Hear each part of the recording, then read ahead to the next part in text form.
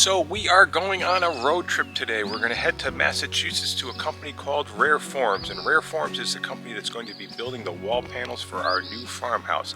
And they're a little bit different than what you might think. So let's get on the road and we'll unveil the surprise when we get there.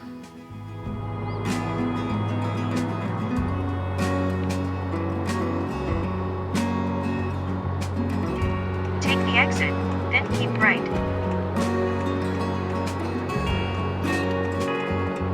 In a quarter mile, keep right.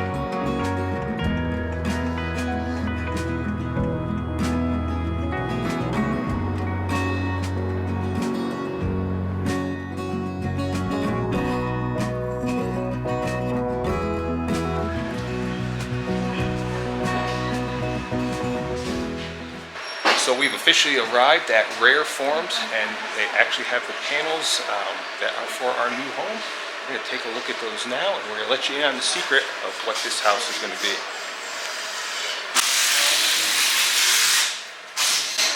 So this is actually one of our panels for our new home, and as you can see, it is a straw panel. We are building a straw panel house, but it is not your typical straw panel house like you might think. This is a more modern construction method.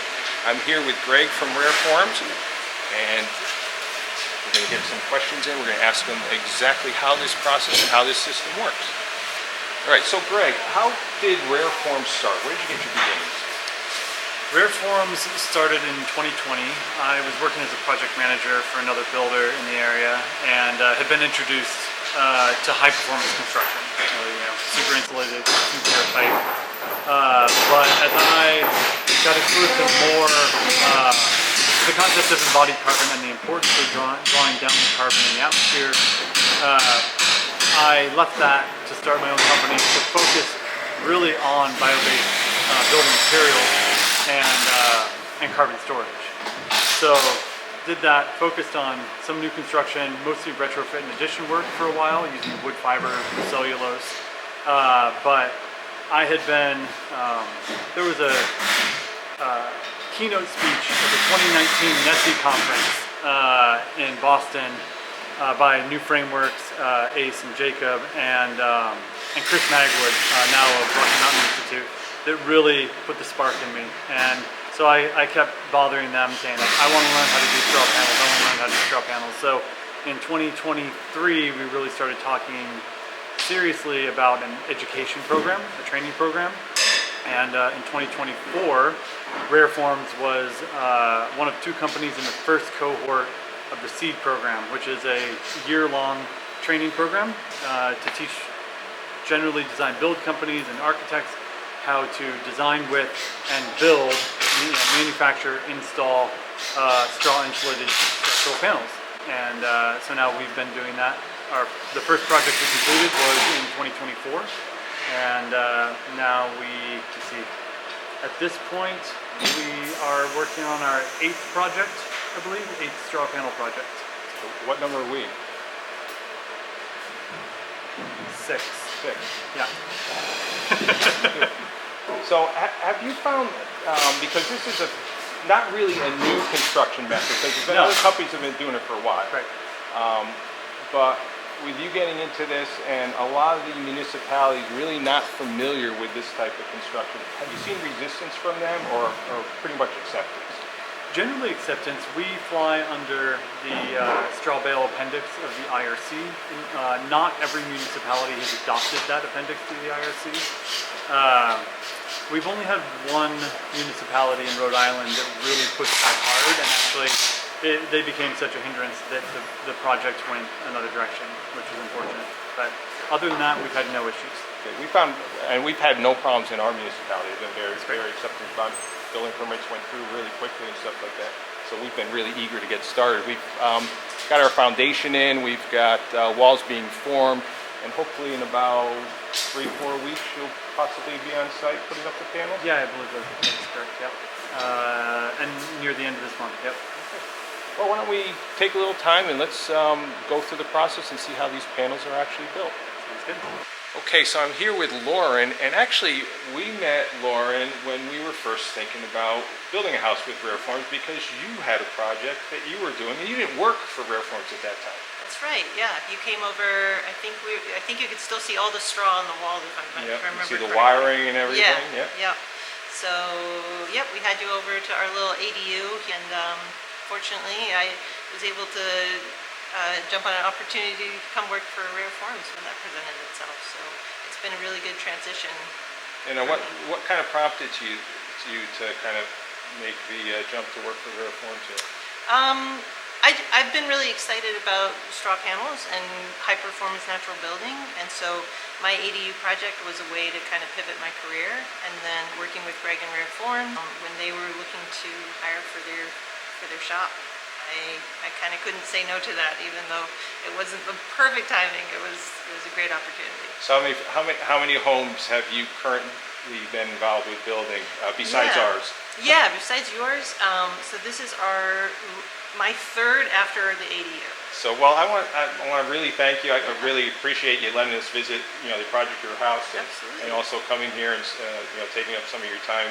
Yeah. You guys are you're all hard at work. So. Yeah. Well, you got great taste, so I appreciate your willingness to give it a try.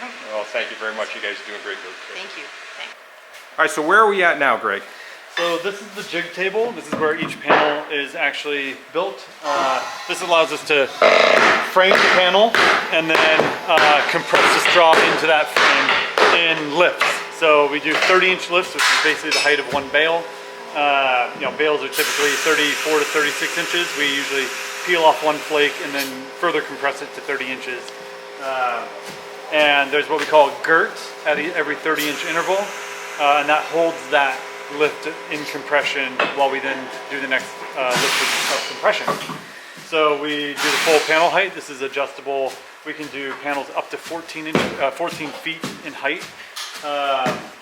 And you can see it's a very physical manual process. No automation here. But we use a combination of human effort and pneumatics to compress the straw. And then once we've reached the final height, that panel gets pulled out of the jig onto this QC table here, and then gets squared up and trimmed and sheathed, and we can go take a look at those stations in just a moment. So what we do here is this is the trimming station. We actually use a concrete grinder to trim all of the loose straw off the top. And Lily will do a little bit of trimming here for us.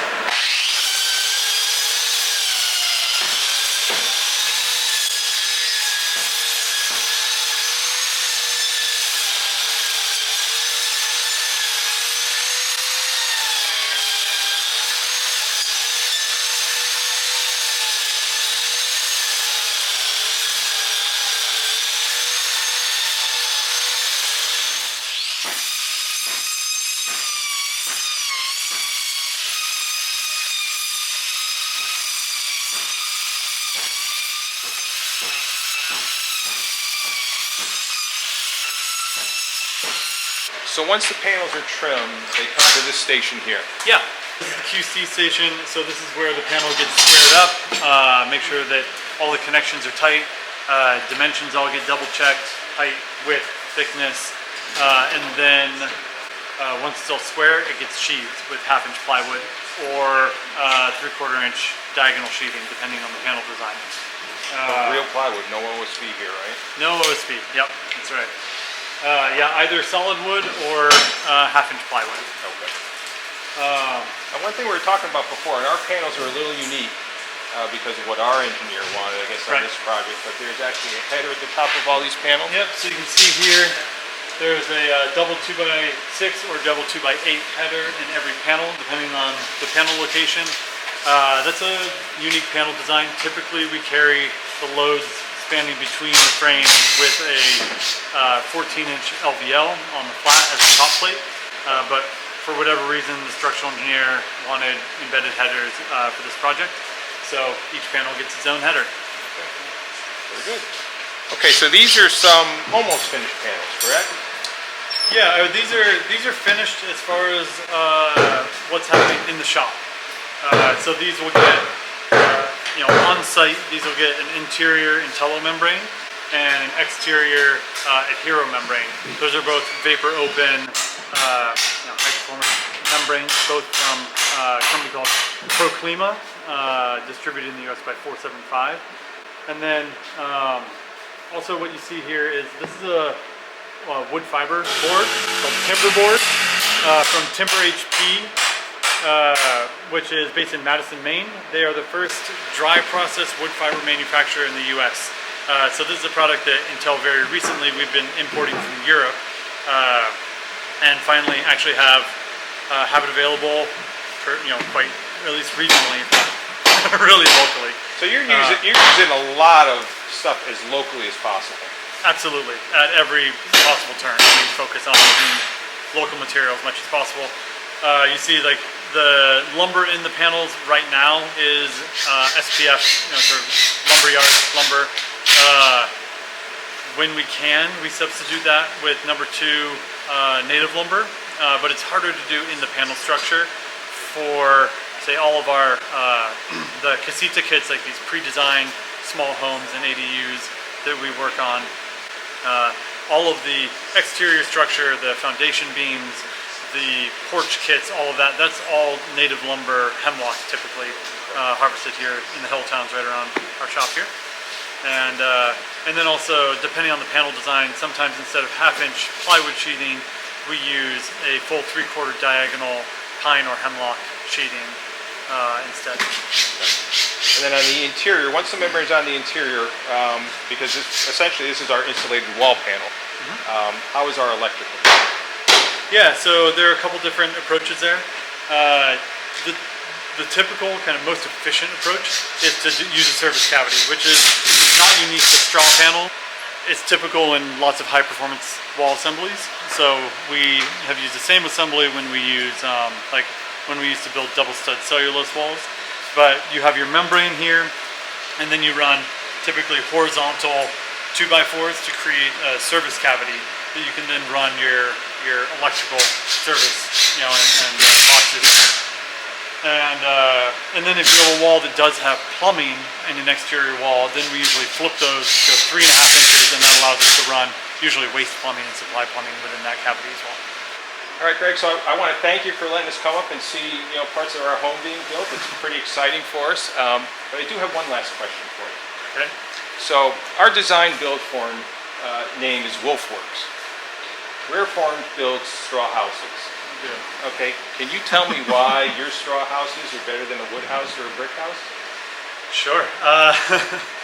Yeah, the Three Little Pigs got it wrong. At least if you want a livable climate for the future, right? We obviously use a combination of wood and straw, but brick, masonry in general is super high embodied carbon, and if we keep building in that way, eventually, the building industry contributes a great deal to climate change, to global warming, and so this is really like our approach is building homes that are resilient long term, healthy for occupants, comfortable, and also the fortunate byproduct of that is carbon storing, turning the residential building sector at least into a force for good in climate change rather than just like less bad or really bad. What is the climate footprint of the building shell of this house? The net carbon storage is 5 kilograms per square foot of panel. So this is carbon negative actually. It's carbon negative, yep. Yeah, we actually store more carbon than we emit during the construction process. That's a great thing. Yeah, so net zero or net storage embodied carbon.